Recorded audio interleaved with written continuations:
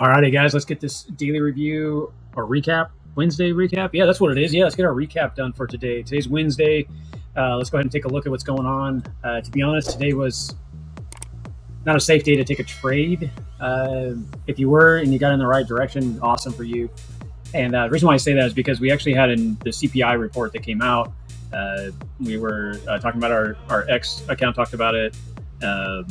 We did it on the daily recap. It was part of some of our information we were providing last couple of days. So this day today, I was very cautious. I built out the charts just like I've always done. Like I showed you guys, we got all our data entered into this, and we're ready to go. And at 8 o'clock, you can see right at that point, we're rejecting this area. But the hard part is we opened with that report. So we had the volume kick in, and then we had a lot of weird movement, that's what happens when the news comes out. And trading the news, one guy says goes up, and one guy says go down. You can see that it did do stop hunts, we call it. So these hard wicks is people getting wrecked. A lot of times when I say wrecked, it means they got in, they put their stop down here somewhere, it came down and took them out.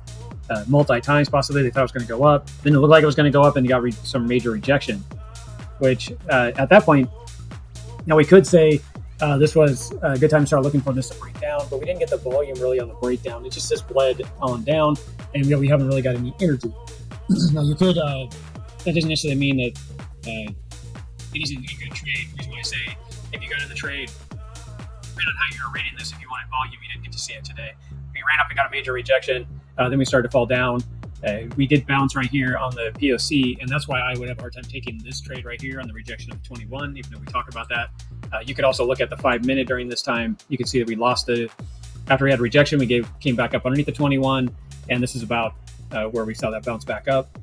And we could have looked at taking that trade possibly because we did lose and then we came back through, but you wouldn't want to be looking at taking that trade till we got confirmation of losing both of this. You just went through the bear flag, and at that point you would have been looking for the breakdown of something like this.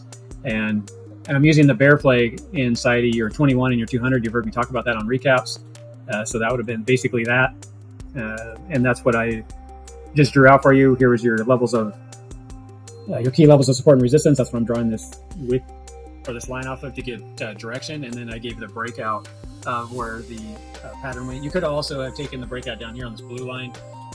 Obviously, if you got in the trade, like I was saying, that would have been your breakout. For confirmation or for a safer trade, you could use your high that we were looking at earlier, and 3 to 1, that would have been the end of the trade. Then you can see that it came back up, and then we rejected. Well, why is this red line important? If you're using our trade indicator in the BattleBox system, you can go here, and this is from the daily market review. So you got these key levels, and then if we go over to the style, that's the breakdown trigger. So once we broke down through here, you're really looking for it to backtest and have. That's where you would have wanted to enter your trade. So if you were looking at this and you got in based on what I was just talking about with those key levels back here, and then you saw this break through here on any time frame, it doesn't really matter, but on the 15 minute, you can see we broke down, it had a hard run. And if you did a 3 to 1 or a 1.5 to 1, you would have been out of this trade. Going back to the 5 minute, you saw it come back above the 21 here, and that's where you would have exited right here. That would have been a 2 to 1. So those are all areas I had to take this trade.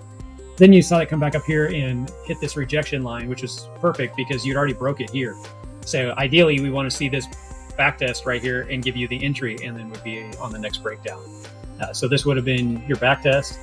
And now you could say, hey, you know what? I'm going to wait on this. I want to make sure that we break back through that 21, and I'm going to go ahead and get my trade ready right here. And you can see that it's everything always backtest, if you will, right? And that's classic trading. Here's your breakout of your 21. Here's your backtest. And now we're starting to trade down. So that you could have entered here. It's the same spot we entered here. You could have also entered on this backtest based on this breakdown. I'm just showing you all the different areas you can get in the trade. Any of them are good or a high probability of trades. So obviously, if you took this one, you're looking for a 3 to 1, you'd still be sitting in it. A 1.5, you always hear me talk about it because the market always moves at 1.5. So even if you did this, you got the 1.5. This obviously you would probably go a little higher for your stop, at least above this breakout. So you wouldn't quite be at the 1.5 yet.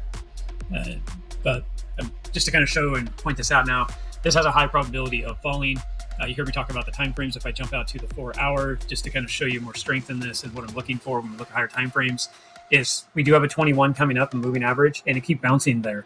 Obviously, this 4 hour right now, though, is the MACD has crossed So that's bearish. This is rolling over. That's considered bearish. We have this still trending down. That's bearish. So you can see that if we're going to break down, more than likely we're going to start to go down to these lower levels and look for support in those lower areas. We did mark our daily, our weekly candle, sorry, and we did to mark that out. So we know this is going to be a key level of support. This was the high from last week.